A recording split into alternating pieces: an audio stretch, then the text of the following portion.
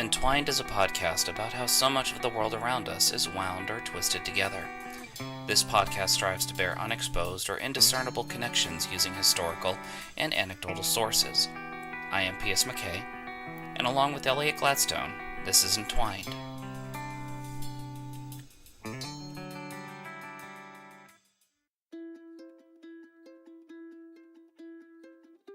Hello. Before we begin, I have some quick pieces of information to share with you. The first is very exciting. On the off weeks when we don't post an episode, Elliot and I post musings on our website called Finger Food.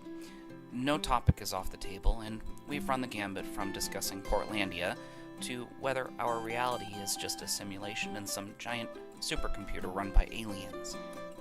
Next week, I am excited to announce we have a special guest finger food writer, Diane Student. For those of you who may not be familiar, she and her partner are the creators of the History Goes Bump podcast, where they review different paranormal incidents and even have guests on to give more insight. It's a great show with a lot of neat and interesting tales to which I fully recommend you check out. They were the ones that first discovered us when we started out and have been huge supporters of our show ever since, to which I can genuinely say, on behalf of Elliot and myself, we are exceptionally grateful. So, to help support her and her generous guest post, please head on over to Finger Food next week under the news section of entwinedpodcast.com. I promise you won't be disappointed. And speaking of support, thank you to all of you who have been listening these past 6 months. This has been an amazing ride, and the feedback we have received has been exciting. To help support the podcast, please rate us in iTunes. The more ratings we get, the higher profile our show becomes, and the more people can support it. Finally, a quick personal plug for myself before we begin. If you like the stories I've given so far, well, head on over to Amazon.com and search for my book, The Changeling Chronicles Chrysalis. If you're a fan of Irish folklore with a modern twist, this is right up your alley.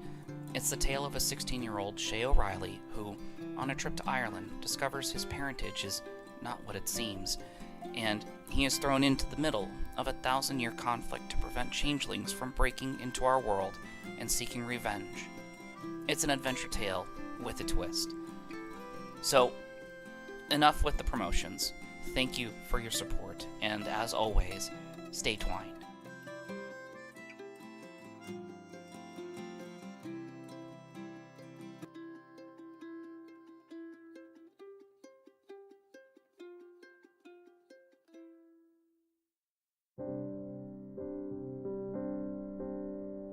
Owens Valley, at the risk of sounding like the beginning of a John Steinbeck novel, lies at the eastern side of California.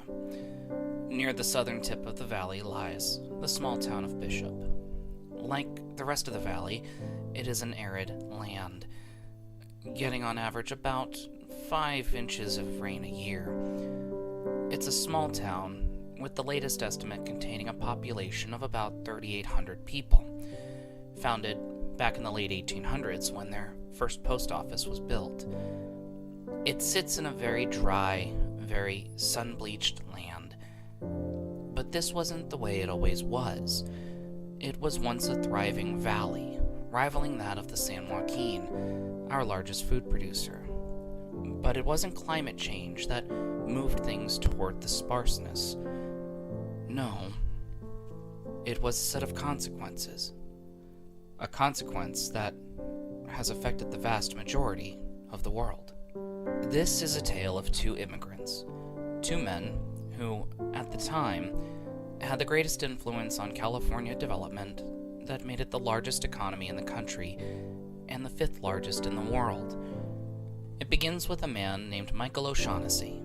He was born on May 28, 1864 in the county of Limerick, Ireland. Born to 2 farmers, he attended school in the county and eventually gained enough ground to graduate from Royal University of Ireland in 1884. It was in 1885 that he emigrated to the United States.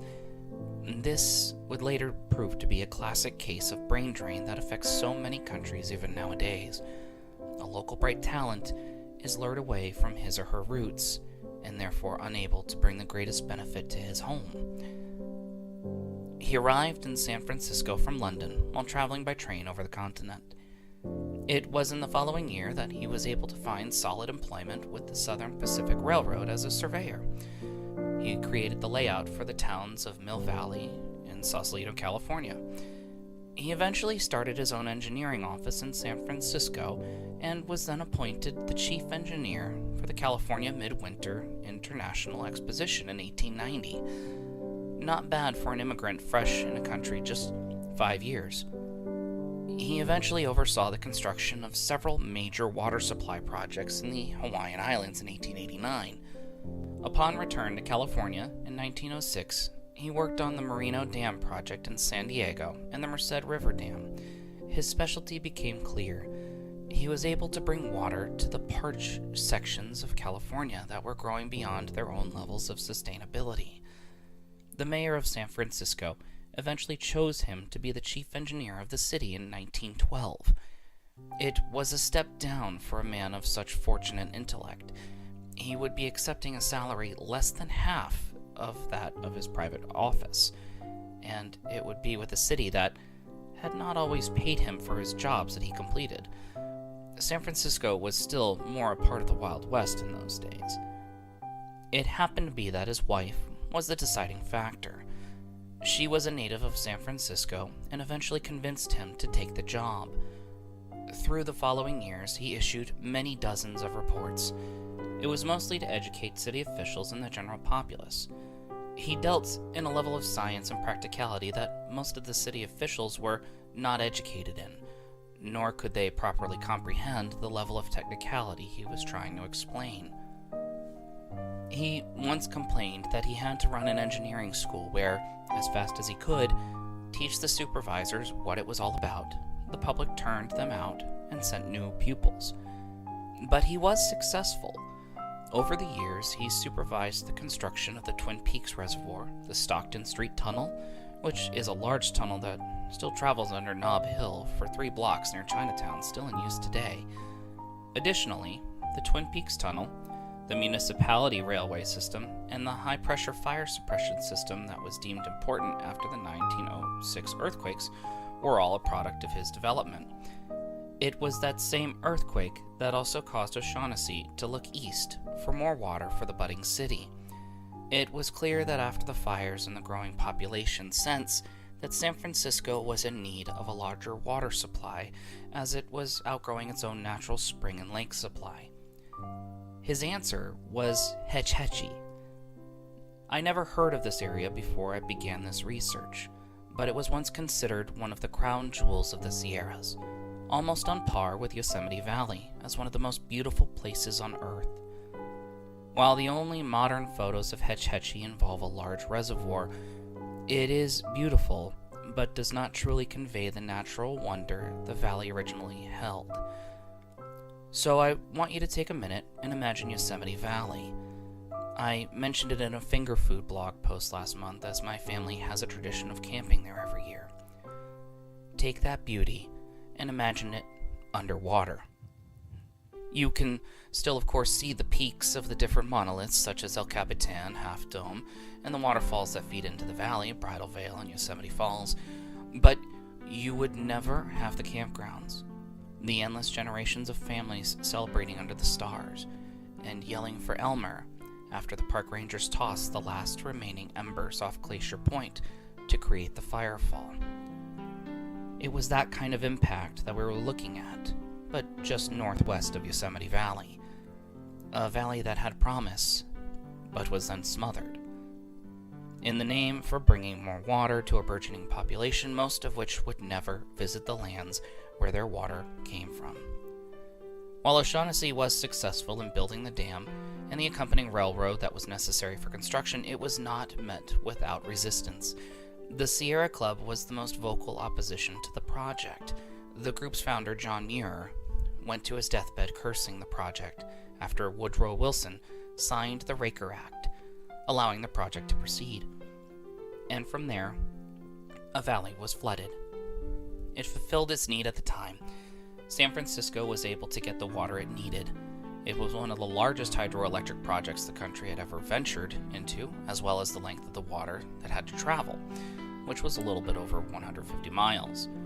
It was by far the most controversial project O'Shaughnessy had ever completed, and he died of a heart attack on October 12, 1934, 16 days before Yosemite's water was delivered to San Francisco's reservoirs.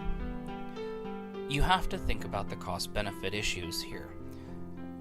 There were many high-profile people involved in the decision-making of this project, and yes, there were alternatives to Hetch Hetchy that could have suited the city's needs just as well, but it would have taken a few decades more to develop since Hetch Hetchy was the first and only location focused upon. I am trying to be neutral when I convey these facts here, because I honestly don't think anyone particularly was necessarily wrong, but any decision in order to make sure that a large metropolitan area that was growing every day could have water that made it essential to live was going to have an adverse impact. An ideal would be to have the least amount of consequence on human life, and that would mean that filling Hetch Hetchy was the right call. No one lived there in any permanent setting that required an entire town to leave, but then think about the long term. Because of that decision, most people will never know the true beauty that Hetch Hetchy truly held. Was that the right call?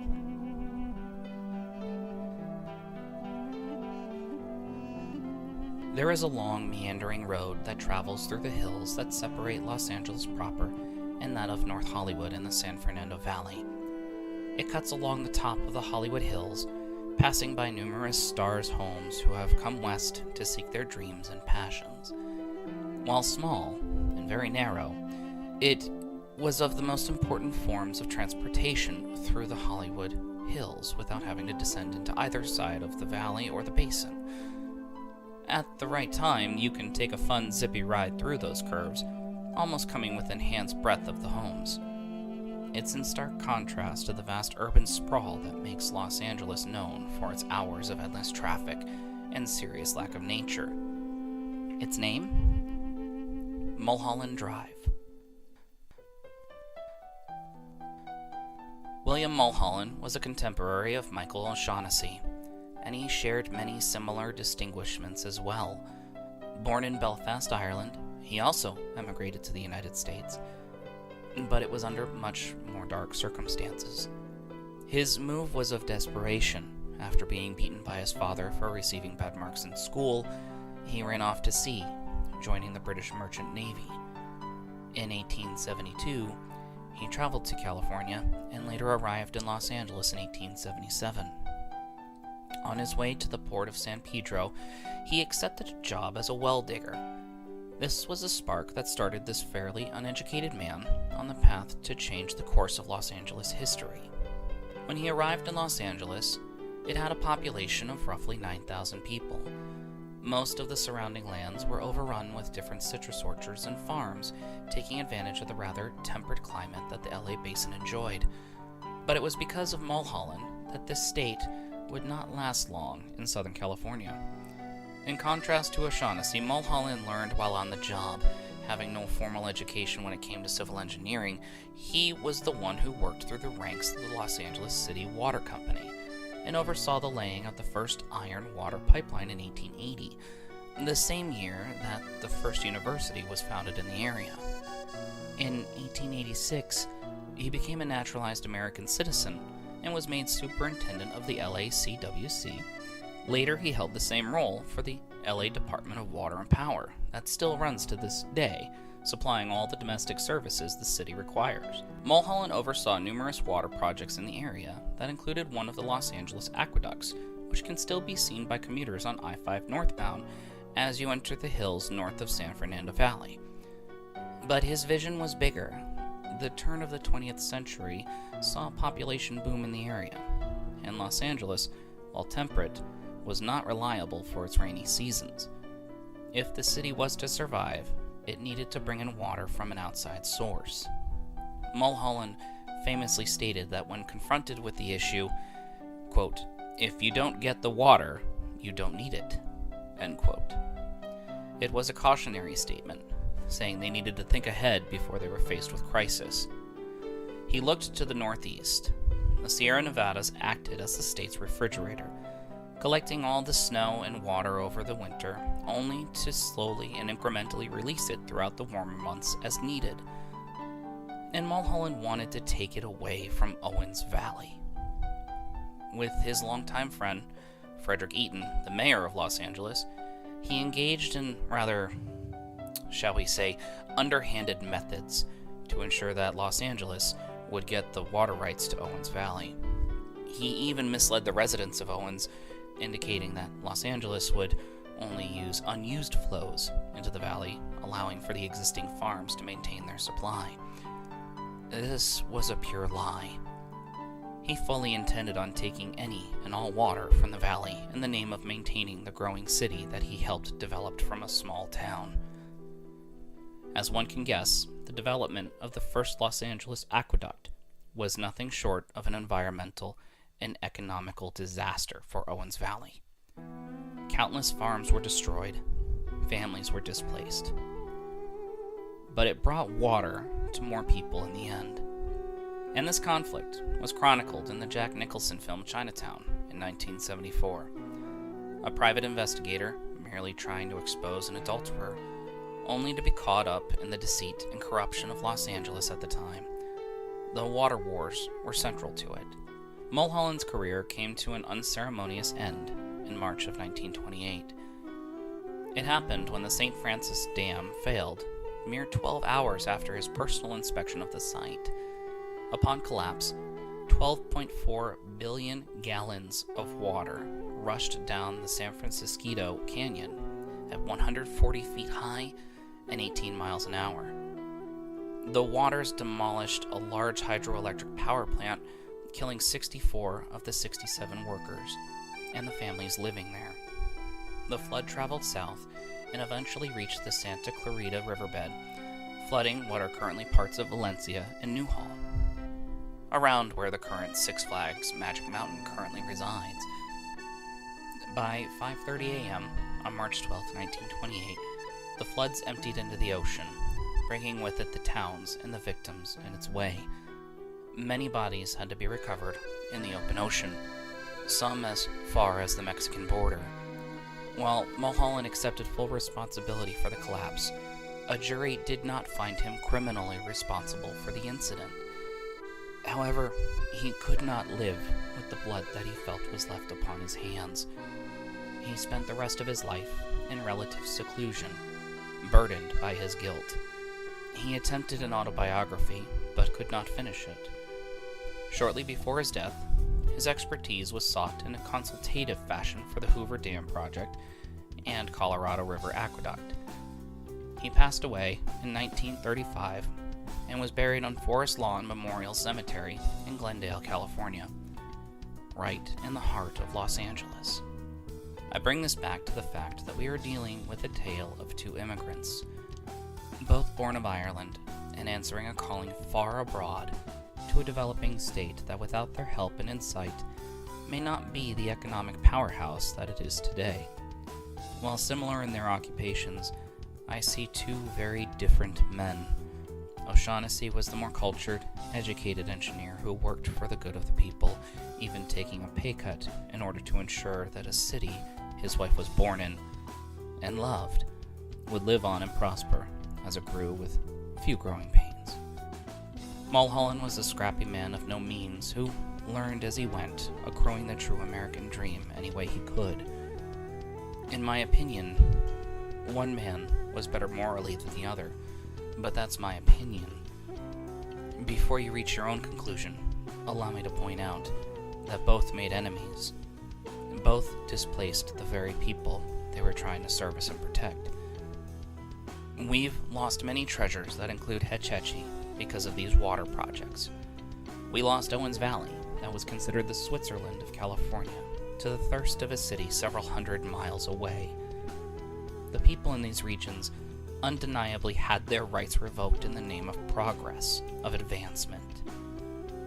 But if their demands were met, what would become of California?